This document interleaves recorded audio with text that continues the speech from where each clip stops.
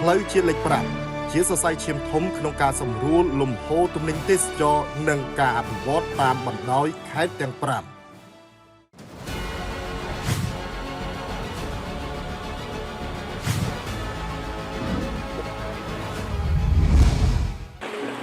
ខ្ញុំចង់ថែមស្រះមួយទៀត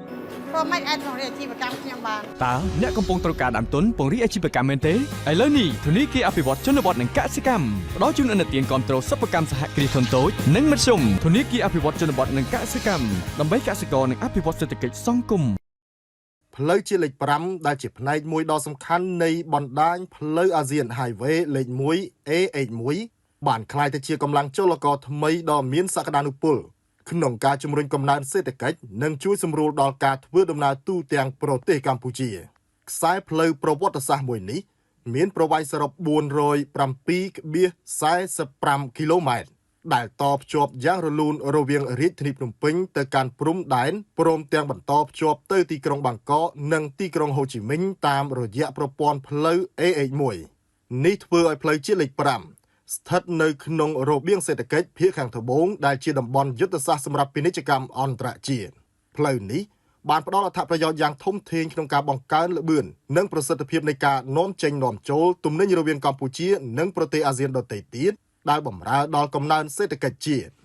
គម្រោងលើកកម្ពស់គុណភាពផ្លូវជាតិលេខ5ថ្មីនេះបានជួយកាត់បន្ថយគ្រោះថ្នាក់និងការកកស្ទះចរាចរណ៍បានយ៉ាងច្រើនធ្វើឲ្យការដឹកជញ្ជូននិងការធ្វើដំណើរមានភាពងាយស្រួលនិងសុវត្ថិភាពខ្ពស់ផ្លូវនេះបានជួយសម្រួលនិងធ្វើឲ្យជីវភាពប្រជាពលរដ្ឋដែលរស់នៅតាមបណ្ដោយផ្លូវកាន់តែល្អប្រសើរតាមរយៈកំណើននៃការអភិវឌ្ឍវិនិយោគនិងទេសចរនៅតាមបណ្ដាខេត្តដែលផ្លូវនេះឆ្លងកាត់ផ្លូវជាតិលេខ5បានឆ្លងកាត់ខេត្តសំខាន់ចំនួន5រួមមានខេត្តកណ្ដាលកំពង់ឆ្នាំងពោធិ៍សាត់បាត់ដំបងនិងខេត្តបន្ទាយមានជ័យការអភិវឌ្ឍហេដ្ឋារចនាសម្ព័ន្ធនេះគឺជាសក្ខីភាពបញ្ជាក់ពីភាពខិតខំប្រឹងប្រែងរបស់រាជរដ្ឋាភិបាលក្នុងការកសាងផ្លូវសរសៃឈាមសេដ្ឋកិច្ចដ៏រឹងមាំសម្រាប់អនាគតដ៏រីកចម្រើនរបស់កម្ពុជា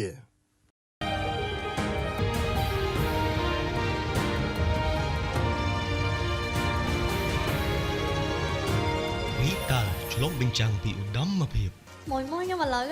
សួរហៅតែមានជាតិឆាសុតមន់ទេយាយម៉ាន